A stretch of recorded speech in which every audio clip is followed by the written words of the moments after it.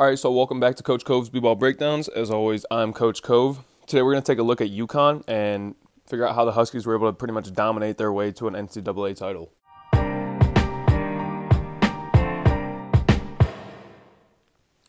So don't get too hung up on the time here to start. We're going to kind of jump around a little bit, but I wanted to show you guys this initial set that UConn likes to run a lot. It's called Cross Miami Zipper, and shout out to both Half Court Hoops and Hoop Vision for kind of putting me onto this sort of set that I'm not real good with the X's and O's of basketball yet. I'm trying to learn still, but there's some good resources out there that I was able to take a look at and help me out with this. So it starts off with this cross screen right here on the baseline for Newton, and then Karaban and Sanogo are both going to set an elevator screen for the same one. So he's getting 3 screens right off the bat to come get the ball. And now this actually turns into a dribble handoff here for Newton. I'm sorry, that's Andre Jackson, not Newton. So this is Newton getting it from Jackson. So started off with that cross screen, Newton sending it for Jackson, elevator. And now Newton's coming to get the handoff here. Hawkins is pretty much just clearing out. But we get a double screen here, Sanogo and Karaban again. And then it's just refill for Karaban, and it's an open look right here. That's called Cross Miami Zipper. We're going to see him run it again right here. And like I said, this is Half Court Hoops video on Twitter. So he's coming up. Here comes the handoff, double screen, fill. You get the roller, you get the sort of fade 3 look, and they just make plays off of it.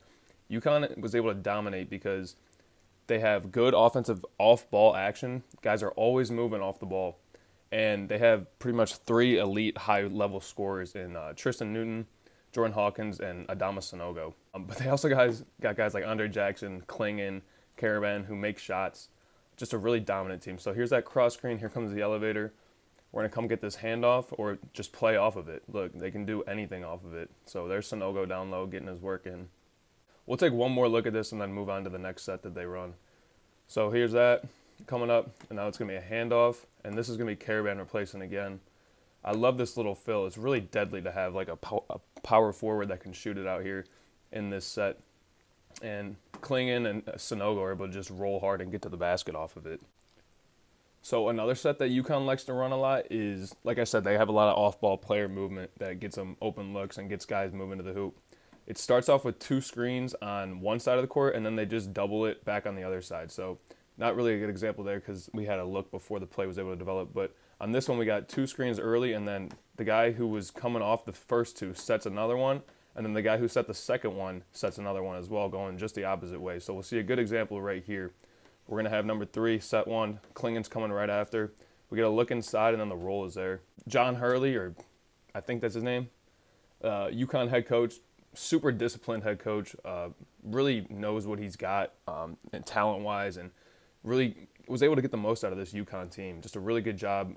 I think he was really out-coaching Brian Ditcher he pretty much outcoached everyone in this tournament, it seemed like. But this game was really won in the trenches. I want you to take a look at Adama Sanogo right here, number 21 in white. So he hedges this ball screen pretty hard off Bradley, but look at how he gets back and just gets down here and carves space. That was something I heard the announcers talk about a lot, was Adama Sanogo's ability to just carve space in the block, and it's a perfect example of what he's able to do right here. So he's all the way outside the 3-point line, but by the time the shot is up, he's down and ready to rebound, and he gets the ball. I mean, just a really good, determined job to go after a rebound. So on this next possession, after this Sanogo rebound, UConn actually runs that cross Miami zip action. It's just not as clean as it was in those other videos. So it starts off with Hawkins.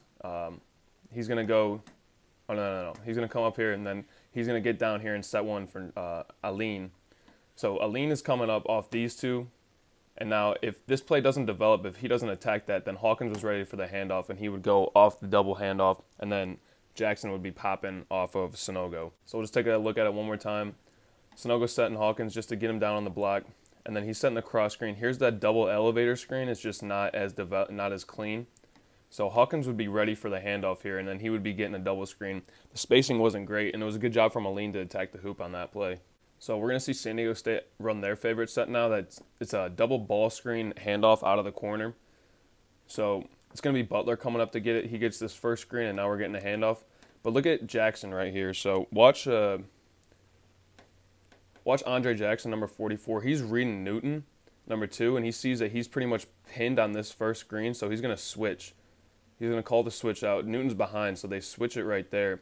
And now this is Mensah and Sanogo. And Mensah, he's usually a good shooter from there, but Sanogo is just a dominant presence down there, and he forces Mensah a little bit further than he would like shooting this ball out. So he's just a little bit far from the hoop, and it ends up coming up short. But, I mean, that's honestly, like I said, the storyline in this game is Mensah and Arop and just their inability to score on Adama Sanogo on the block. Those guys are usually, 10-point scorers. Mensah had 1 point and Arop had 0. Mensah shot 0 for 4 and Arop was 0 for 3. So just really difficult to kind of get anything going when we're struggling with our bread and butter plays like that. But San Diego State does continue to fight. We'll see on this next possession that they go right back to that double handoff screen out of the corner. So they're going to go right back to it just on the other side this time. But this time Mensah's actually out of position. This first screen right here doesn't really do much on Hawkins. He's able to pretty much trail Butler, or I'm sorry, this is Micah Parrish right here the whole time.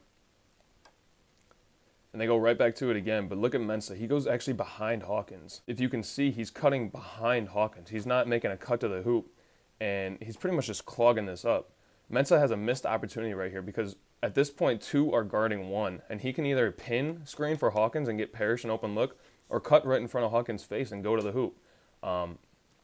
He does neither of those things. He actually cuts behind Hawkins, and he's out of position, and he doesn't do anything to open himself up or get a look to the ball. He's not really looking for the ball. So this Newton's able to get through, but watch Mensah again right there. Just doesn't do what he needs to on this play to have the offense develop how we would like. He has to cut in front of Hawkins right here because Karaban is going to step out because Newton is behind. So you got to either hit Hawkins and get Parrish a look or cut right in front of him and get your own look. But Mensah he goes right behind. I'll play it one more time because the Hulu thing is in the way, but watch 31 right here. Mensah, he goes right behind. It's just not great. And now he's a player that likes to play with his back to the hoop. He looks really uncomfortable out there in this game. And just one more thing to point out in this play. On the backside, Matt Bradley's pretty much standing in the same spot the entire possession. This is Jaden Ledee. He doesn't really do anything on the entire possession either. UConn is pretty disciplined, and Hurley has his guys off the ball, moving all the time. Just playing more reactive than proactive for San Diego State in this game. And what I mean by that is, you can do something to get yourself open here rather than just kind of hit 2 different spots and try and re-spot up. You got to have some type of action to try and get the defense off balance. So on this next possession, we're pretty much just going to see Adama Sanogo go one-on-one with Jaden Ledee.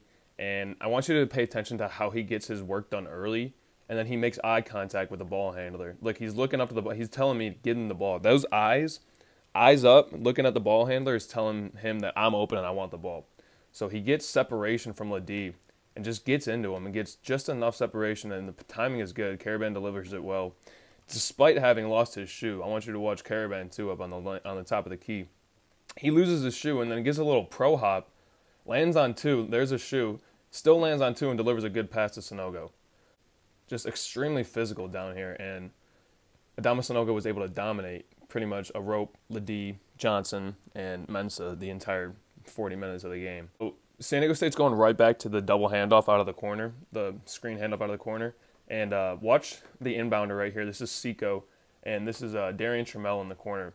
Seiko does a good job of he doesn't make contact with Newton, who's guarding Trammell, but he gets just enough in his way that Newton has to kind of change his pace and change direction, and that puts him a step behind Trammell.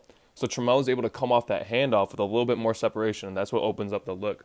Sanogo isn't able to step up because he's got to worry about Ledee, and we'll just take a look at it here. So watch this first initial screen. This is what pretty much sets up the play, and there's the separation already. So Trammell is able to get a look because of that first screen. We'll take another look at it. So after this he steps actually back right out to the 3-point line, and then he puts Newton at a disadvantage by getting him outside of the paint, behind the ball. So he puts Newton at a disadvantage. He's a step behind already, And now Tramel's able to just read Sanogo and pretty much rise up over him and realize that Sanogo isn't going to step up and put a hand up, so I'm just going to be able to hit this little floater. Good job of reading Sanogo, and yeah, just a good hit right there from Tramel. They needed it. So now we're at the 5-minute mark, and take a look at number 44, Andre Jackson. He's going to stay in front of Butler right here, cut him off, and force him to cough the ball up. So look at the way he runs the court. Now, this is a big 2 minutes from Andre Jackson Jr. He really impacts the game without really doing anything too flashy. He just has a solid 2 minutes here, and he's pretty much the most dominant player on the court for these next 2 minutes. Just keep an eye on number 44 right here. This one actually ends up being a tip out of bounds to Sanogo, or off of Sanogo. So San Diego State's going to retain possession right here. Good ball pressure right there. Nothing's coming easy for San Diego State, and they're really, like I said, really just struggling. So Andre Jackson Jr. got the steal, or forced the turnover. He's running the court, in position to rebound here. If that ball falls off the rim, I got good faith that he's going to be able to get a putback up for him. Brian Dutcher really at a loss for words, I would imagine. But here's Andre Jackson Jr. again. He ends up getting this rebound, pulls it off the rim, and then they run out in transition.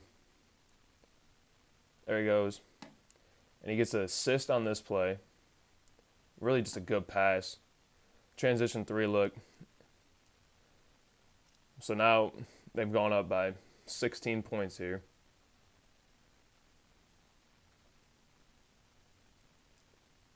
Here's Andre Jackson Jr. again, guarding the ball.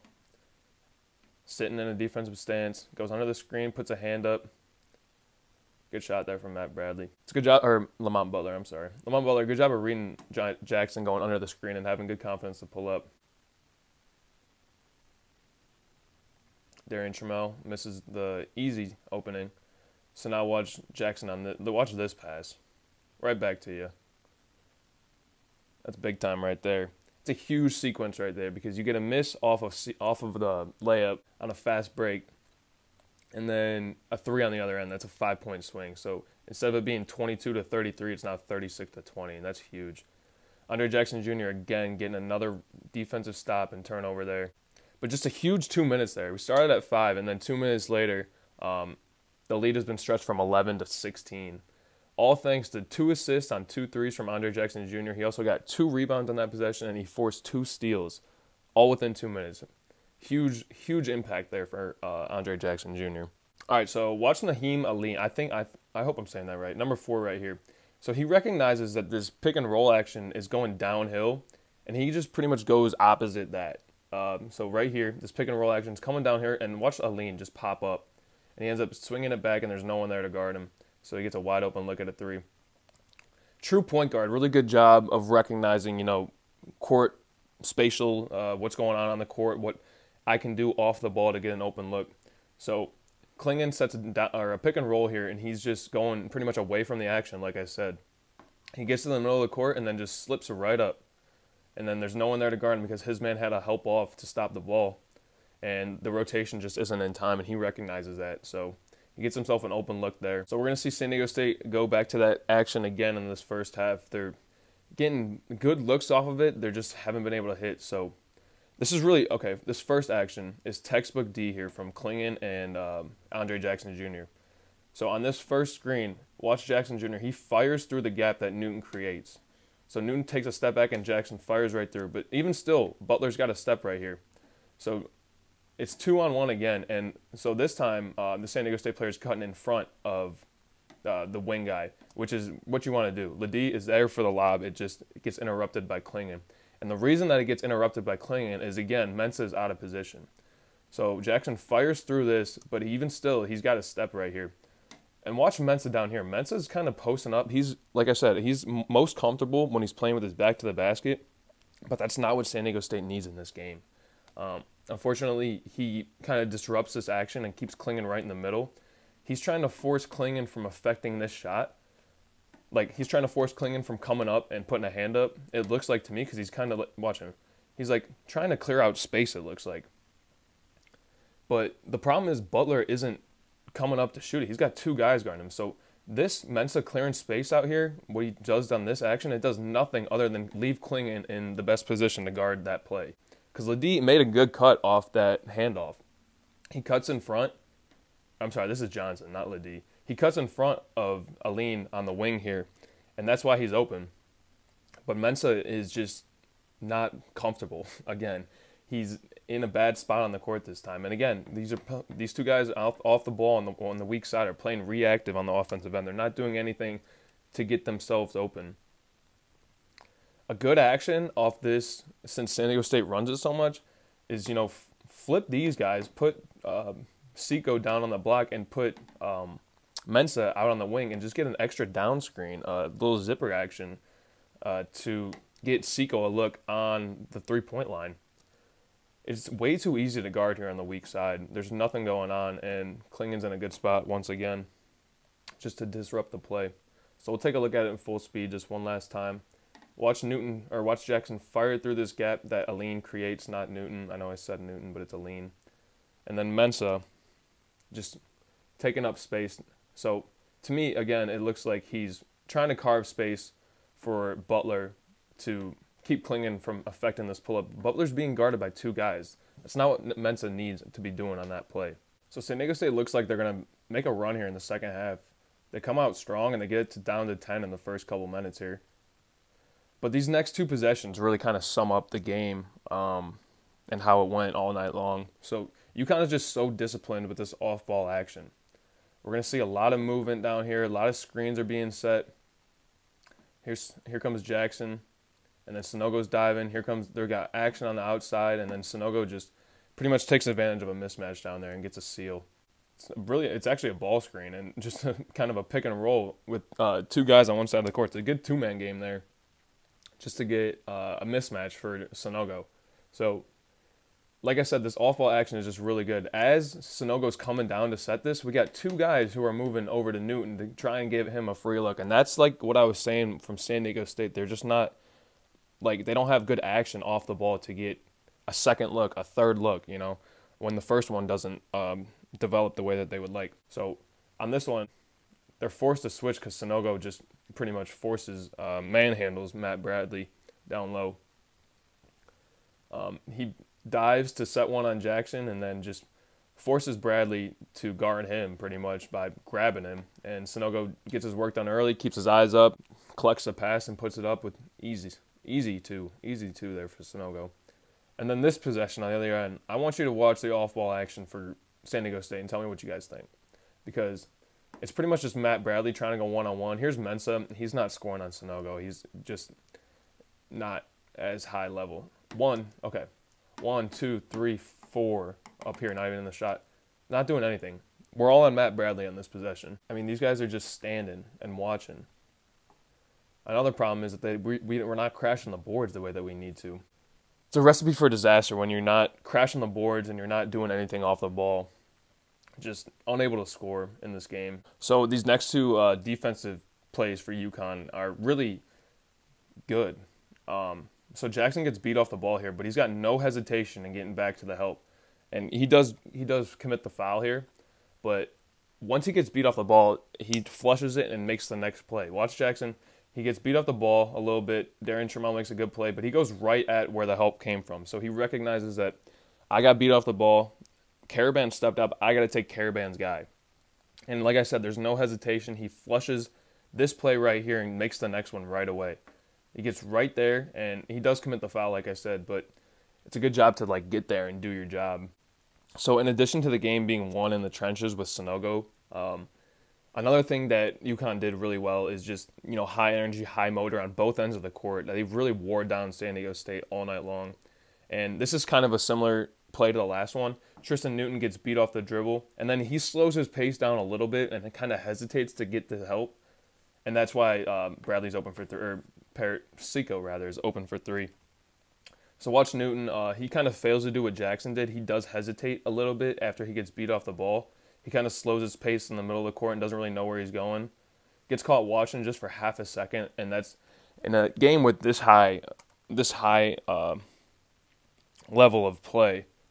Every second, every half hesitation, every decision counts. So you gotta be able to flush this and make the next play, and Newton does a decent job of that. It's just a half a second late, and he pays for it on the wing here, on the corner rather. So I don't even know if we can count how many off-ball screens occur on this possession because there's just so many.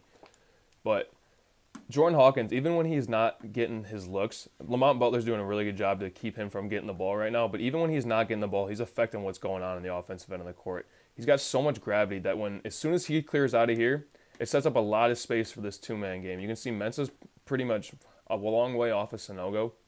But as soon as this screen is set here on Keon Johnson for Karaban, it's a two-man game because Jordan Hawkins is cleared out. And Matt Bradley's also got to be touching Jordan Hawkins because he knows how dangerous he is. Just a lot, like he creates a lot of space once he clears an area.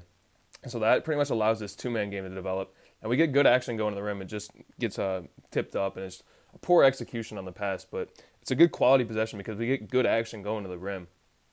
So we'll take a look at it in full speed here. Watch Jordan Hawkins and watch the number of off-ball screens that UConn gets on this one. So he ends up getting up top here and then clearing out.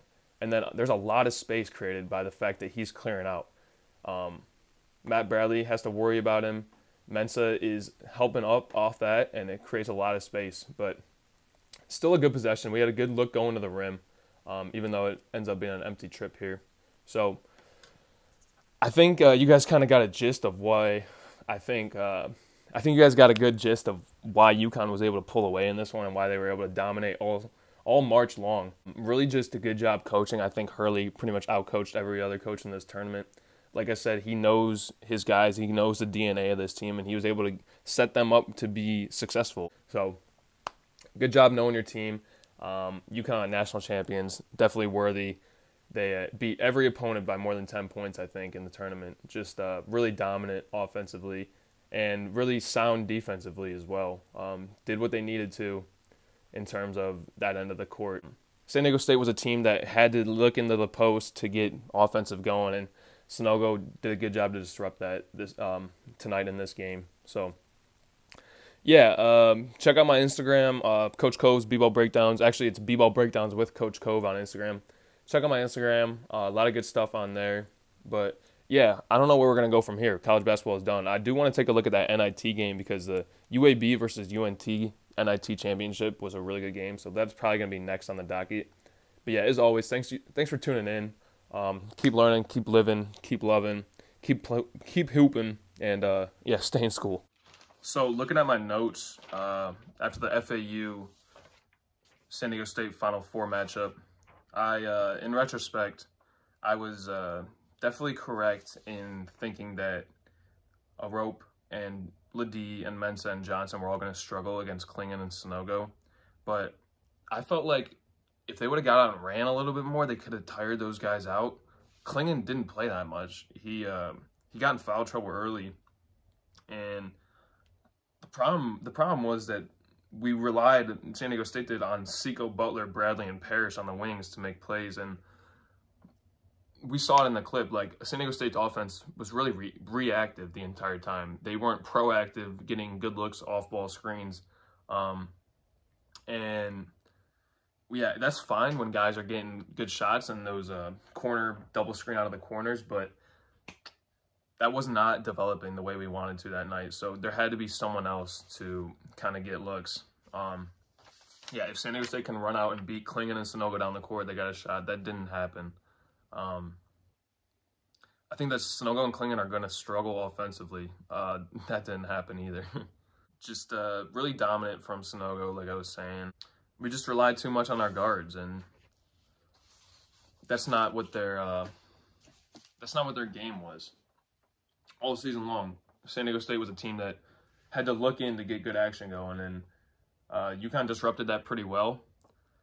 Another thing that I thought Brian Dutcher could have done was kind of, so they go two big three guards, and it's either Arop, Johnson, Mensah, or Ledee in 2 at a time. And then Parrish, Butler, Bradley, and Seiko. 3 of those guys are usually in at one time.